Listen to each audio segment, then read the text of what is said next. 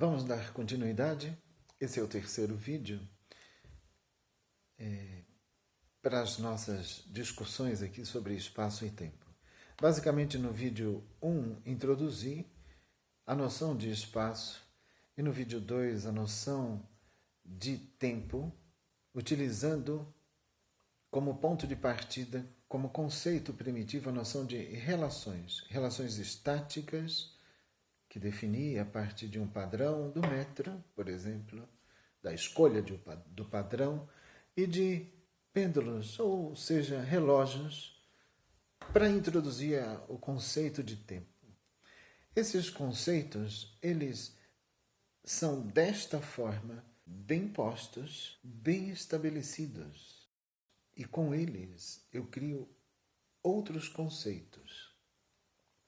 Por exemplo, sou capaz de construir a noção de velocidade e dizer: o carrinho que sai dali da minha rua, do primeiro poste, chega na frente da bicicleta. Eu fiz um desenho aqui para que vocês tenham na cabeça o carrinho e a bicicleta e o poste.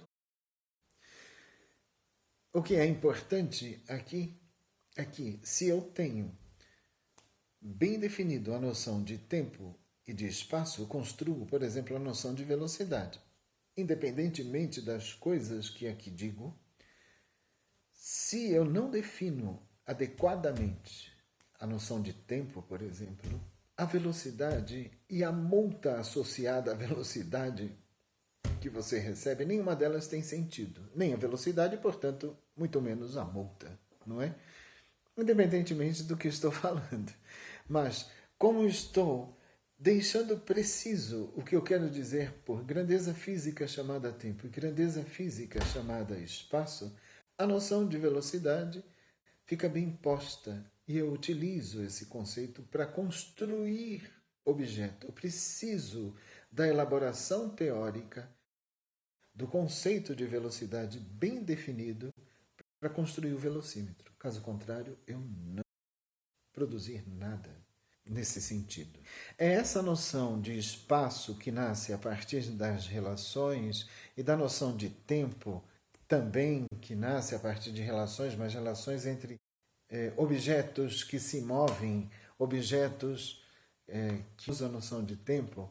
É esse tempo que vai ser utilizado na física chamada física clássica, na física newtoniana. O que é que tem de novidade na física do século XX? Bom, o trajeto é longo. O trajeto, iniciamos com Aristóteles, tem alguns marcos, como Santo Agostinho, deu contribuições fenomenais no entendimento do tempo, introduziu e se discutiu na Europa e continua a discussão sobre certos aspectos do tempo que nós não abordamos. A física ela não trata, por exemplo, como a noção da antropomorfização do tempo, do conceito de tempo, como na construção ou na promulgação, digamos assim, no estabelecimento de Cronos dentre os gregos, ou de Quitembo nas tradições Banto, o orixá do tempo, por exemplo. A física não trata desses aspectos ainda do tempo. Isso ela também não os nega. Ela trata desses definidos a partir dos padrões e da noção de relação. Ela utiliza isso. Isso alcança o século XX, ganha alguns contornos, mas a essência permanece a mesma. O que significa novos contornos, essa minha fala? Bom, o que aprendemos com o aparecimento, com a emergência do século XX, logo nos primeiros anos, é que o movimento das coisas entre si, eles possuem domínios específicos, com características próprias. O que quero dizer com domínio? Quero me referir, por exemplo, a escalas pequenas, as escalas atômicas e subatômicas. coisas. Nessas regiões de tamanho pequeno, a noção de tempo, ela fundamentalmente vai ser utilizada como esta daqui. Não muda muito. Praticamente a mesma. Os elementos que envolvem o movimento aí são muito pequenos. São escalas de tempo muito pequenas, mas a essência é a mesma. A essência é a introdução do conceito de tempo a partir da construção de um padrão, do relógio. O relógio enquanto padrão. O relógio que, quando comparado com o outro, repetindo um pouquinho, faz gerar um número, e esse número é o valor de uma grandeza que nós, socialmente, culturalmente, construímos esta grandeza. E como é uma construção, nós ficamos livres para implementá-la, modificá-la e, eventualmente, até negá-la, não é? A gente não negou essa noção, ela é muito boa e ela se presta para várias coisas.